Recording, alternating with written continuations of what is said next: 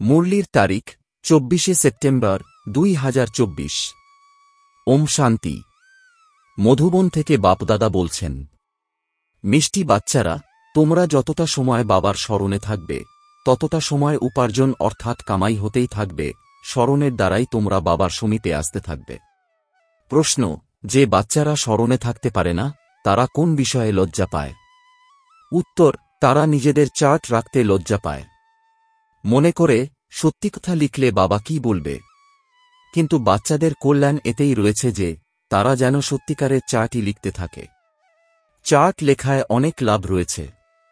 বাবা বলেন, বাচ্চারা, এতে লজ্জা পেও না। ওম শান্তি। আত্মাদের পিতা বসে তাঁর বাচ্চাদের বোঝান, বাচ্চারা, এখন তোমরা এখানে 15 মিনিট পূর্বে এসে বাবাকে স্মরণ করতে বসো। এখানে এখন আর অন্য কোনো কাজ নেই, বাবার স্মরণেই এসে বসো।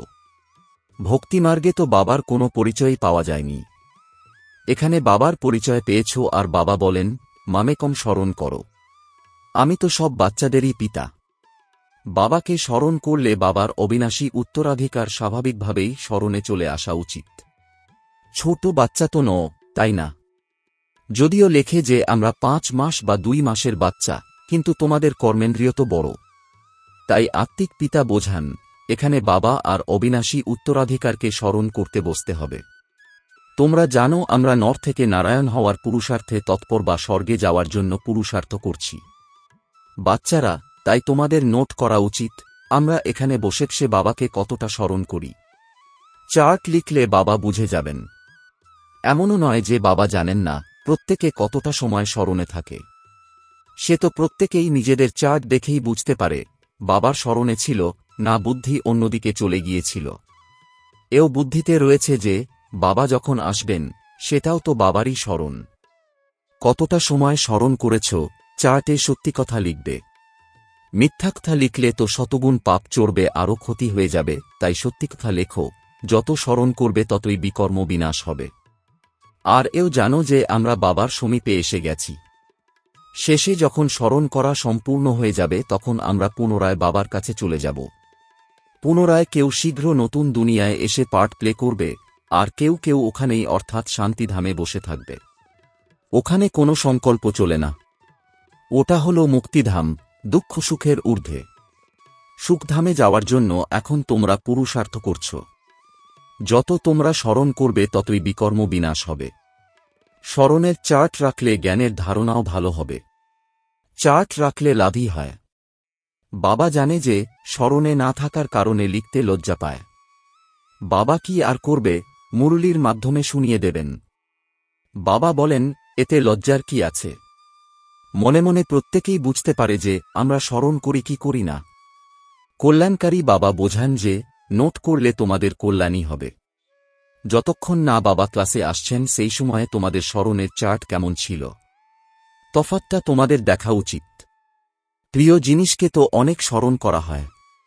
কুমার কুমারীর যখন বাগদান পর্ব সমাপ্ত হয়ে যায় তখন তারা স্মরণের মাধ্যমে একে অপরের হৃদয়ে বিরাজ করে।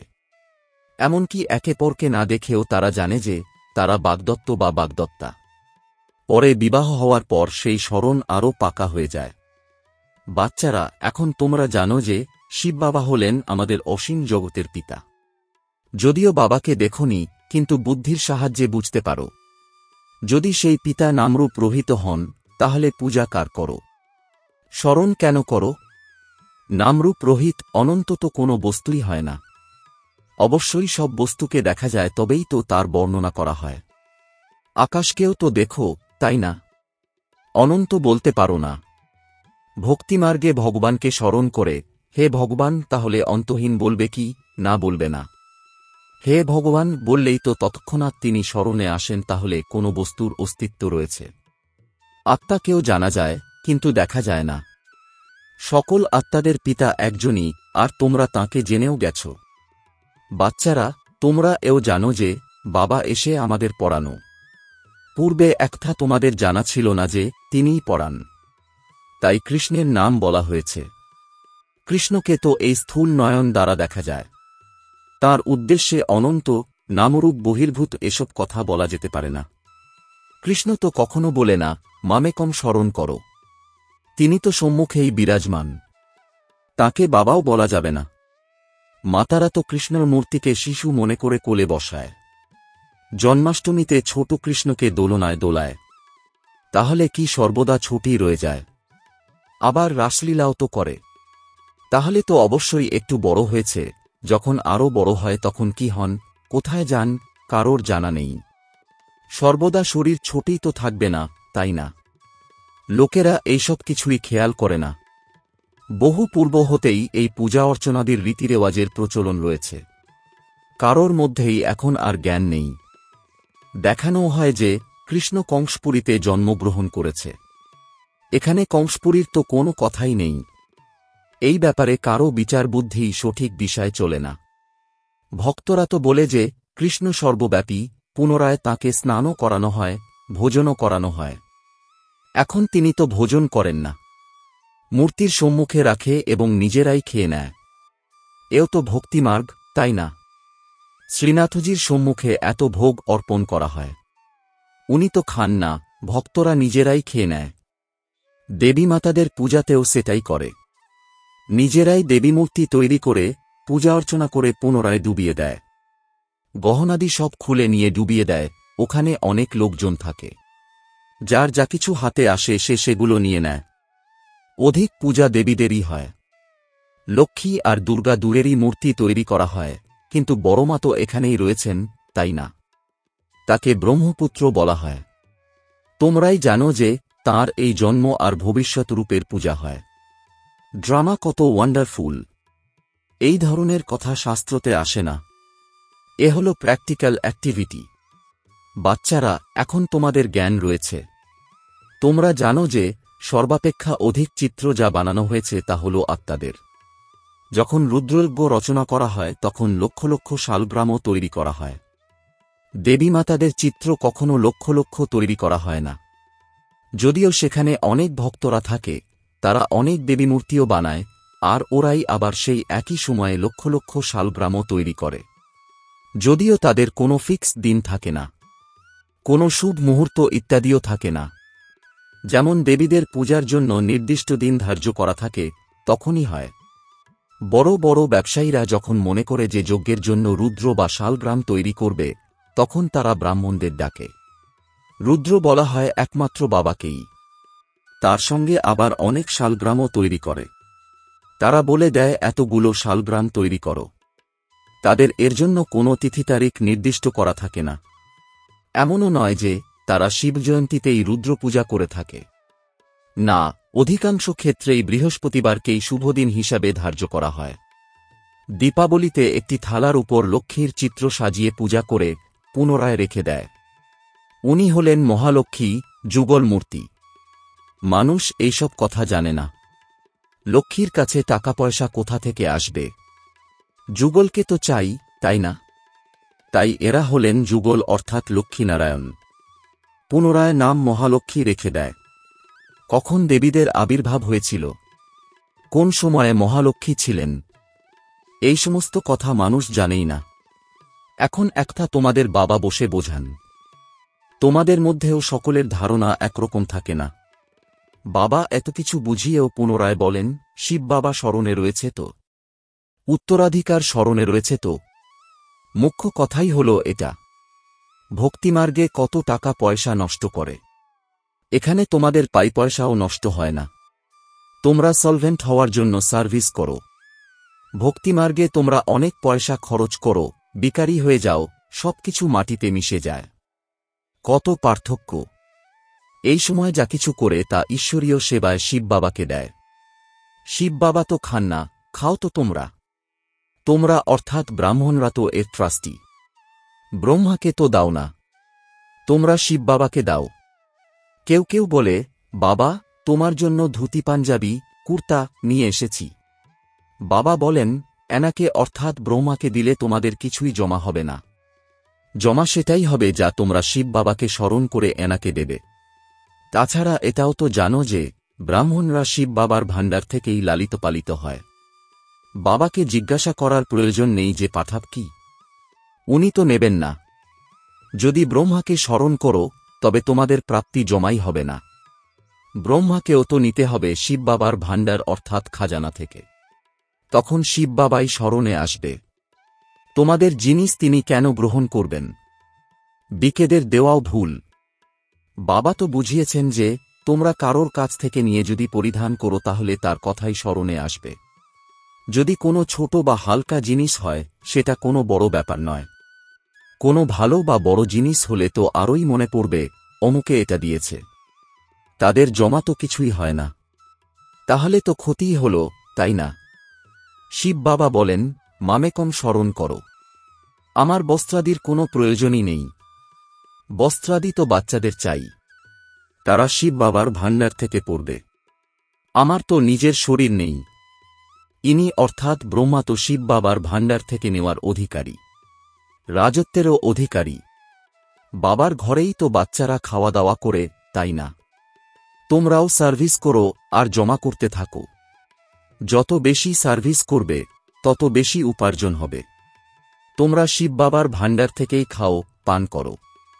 ওনাকে যদি না দাও তাহলে তো জমাই হবে না, শিব বাবাকেই দিতে হবে। বাবা তোমার থেকে আমরা ভবিষ্যতে 21 জন্মের জন্য পদ্মাপদম্পতি হব। টাকা পয়সা তো শেষ হয়ে যাবে, তাই সমর্থকে আমরা দিয়ে দিই। বাবাই তো সমর্থ অর্থাৎ সর্বশক্তিমান, তাই না? তিনি 21 জন্মের জন্য সবকিছু দিয়ে দেন। ইনডাইরেক্টলি যারা দেয় তারাও তো ঈশ্বরের উদ্দেশ্যেই দান করে, তাই না? ইনডাইরেক্ট দানে এতটা শক্তি থাকে না। এখন তোমরা অনেক শক্তি অর্জন করো কারণ তিনি সম্মুখে রয়েছেন। ওয়ার্ল্ড অলমাইটি অথরিটি তো এই সময়ই এখানে থাকেন। ঈশ্বরের উদ্দেশ্যে কিছু দান পুণ্য করলে অল্পকালের জন্য কিছু প্রাপ্ত হয়। এখানে তো বাবা তোমাদের বোঝান, আমি সম্মুখে রয়েছি, আমিই দাতা। ইনি তো শিব বাবাকে সবকিছু দান করে দিয়ে সমগ্র বিশ্বের রাজত্ব অর্থাৎ বাদশাহী নিয়ে নিয়েছেন, তাই না? এও জানো যে এই বেক্তর অর্থাৎ সাকারী ব্রহ্মারই অব্যক্তরূপের সাক্ষাৎকার হয়। এনার মধ্যেই শিব বাবা এসে বাচ্চাদের সঙ্গে কথা বলেন। কখনই একটা মনে আনা উচিত নয় যে আমরা মানুষজনের থেকে নেব।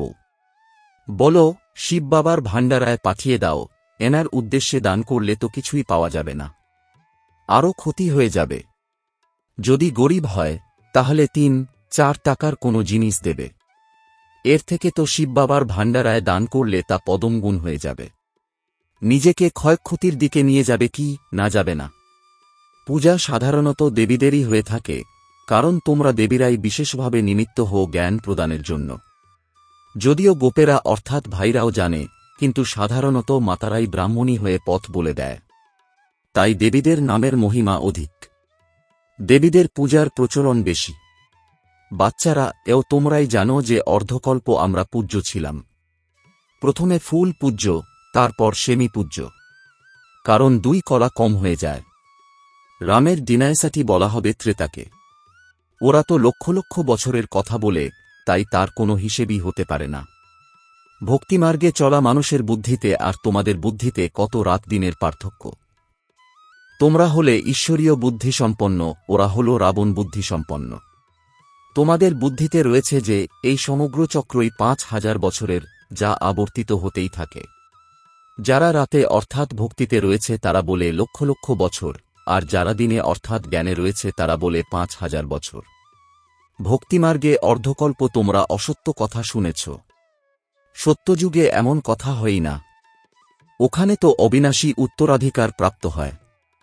এখন তোমরা ডাইরেক্ট মতো পাও। এ হল শ্রীমদ্ভগবদ্গীতা, তাই না? আর কোন শাস্ত্রে শ্রীমদ শব্দটি ব্যবহৃত হয় না। প্রতি 5000 বছর পর এই পুরুষোত্তম সঙ্গম যুগ, গীতার যুগ আসে। লক্ষ লক্ষ বছরের কথা তো হতে পারে না। যখনই কেউ আসবে তাকে সঙ্গমে নিয়ে যাও। অসীম জগতের পিতা, রচয়িতা অর্থাৎ নিজের এবং তাঁর রচনার সমগ্র পরিচয় অর্থাৎ জ্ঞান দিয়েছেন। বাবা তাও বলেন যে আচ্ছা, বাবাকে স্মরণ করো, আর কোনো ধারণা না করতে পারলে শুধু নিজেকে আত্মা নিশ্চয় করে বাবাকে স্মরণ করো। পবিত্র তো হতেই হবে। বাবার কাছ থেকে অবিনাশী উত্তরাধিকার প্রাপ্ত করতে হলে দৈবীগুণও ধারণ করতে হবে। আচ্ছা, মিষ্টি মিষ্টি প্রশিক্ষার্থী বাচ্চাদের মাতাপিতা বাপদাদার স্মরণসহ স্নেহসুমন আর সুপ্রভাত। আত্মিক পিতার আত্মিক বাচ্চাদেরকে জানাচ্ছি নমস্কার। ধারণার জন্যে মুখ্য সার। 21 জন্মের জন্য পদমগুণ উপার্জন করতে হলে ডাইরেক্ট ঈশ্বরীয় সেবায় সবকিছু সফল করতে হবে। ট্রাস্টি হয়ে শিব বাবার জন্য সেবা করতে হবে। 2 যতটা সময়ের জন্য স্মরণ করতে বসো ততটা সময়ে বুদ্ধি কোথায় কোথায় গেছে তা চেক করতে হবে। সততার সাথে নিজের পোতামেল অর্থাৎ চার্ট রাখতে হবে। নর থেকে নারায়ণ হওয়ার জন্য বাবা আর তাঁর অবিনাশী উত্তরাধিকারকে স্মরণে রাখতে হবে। বরদান, বিস্মৃতির দুনিয়া থেকে বেরিয়ে স্মৃতি স্বরূপ থেকে হিরোর পার্ট প্লে করা বিশেষ আত্মা ভব। এর বিস্তার, এই সঙ্গম যুগ হল স্মৃতির যুগ আর কলিযুগ হল বিস্মৃতির যুগ। তোমরা সবাই বিস্মৃতির দুনিয়া থেকে বেরিয়ে এসেছ। যে স্মৃতি স্বরূপ থাকে সেই হল হিরোর পার্ট প্লে করা বিশেষ আত্মা। এই সময় তোমরা হলে ডবল হিরো, এক হল হীরের সমান ভ্যালুয়েবল হয়েছ আর দ্বিতীয় হল হিরো পার্ট। তো মনের মধ্যে এই গান সদাই যেন বাজতে থাকে যে, বাহ আমার শ্রেষ্ঠ ভাগ্য। যেরকম লৌকিক অকুপেশন স্মরণে থাকে সেই রকম এই অবিনাশী অকুপেশন, আমি হলাম শ্রেষ্ঠ আত্মা, স্মরণে থাকলে তখন বলা হবে বিশেষ আত্মা। স্লোগান, সাহসের প্রথম কদম এগিয়ে দাও তাহলে বাবার সম্পূর্ণ সহায়তা প্রাপ্ত হবে। ওম শান্তি।